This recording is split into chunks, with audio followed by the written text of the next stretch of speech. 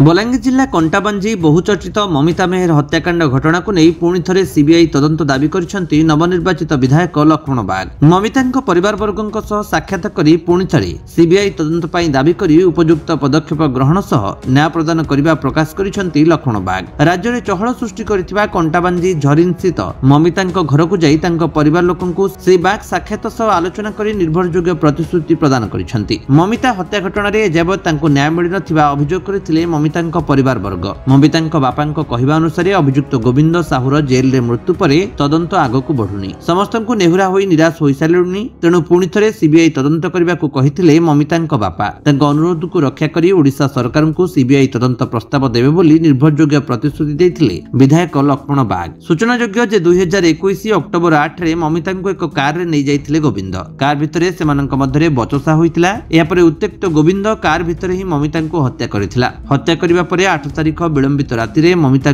मृतदेह को महालिंगरे निर्माणाधीन स्टाडियम भितरे पोता जाइथिला। पूर्वरु खोड़ा जाइथिबा गातरे ममिता मृत शरीर को प्लाय काठ एवं टायर साहाय्य पोड़ी दिया जाइथिला। भलरे पोड़िबा पई प्लाय उपरे टायर रखी जड़ाई दिया जाइथिला। या परे मृत शरीर जेपरि शीघ्र नष्ट होई जिवो से नै मध्य यथेष्ट परिमाणर लूण पका जाइथिला। दिनक परे गात को पोतिबा पई जेसीबी ड्राइवर को करिथिला गोविंद। जेसीबी ड्राइवर को पुलिस पचराउचरा परे से सत स्वीकार करिथिला। या परे अभियुक्त गोविंद साहू को गिरफ्त करिथिला पुलिस। ममिता मृत्युर मुख्य आसामी अभियुक्त गोविंद साहू कंटाबांजी जेल रे थिबा बेले बेकरे गामुछा लगे आत्महत्या करिथिला। परे ताकू चिकित्सालय ने जाइथिला। सेठरे अभियुक्त गोविंद को डाक्टर मृत घोषणा करथिले। बलांगीर अंजु पृष्टिंग रिपोर्ट विश्व विजयी न्यूज ओडिशा।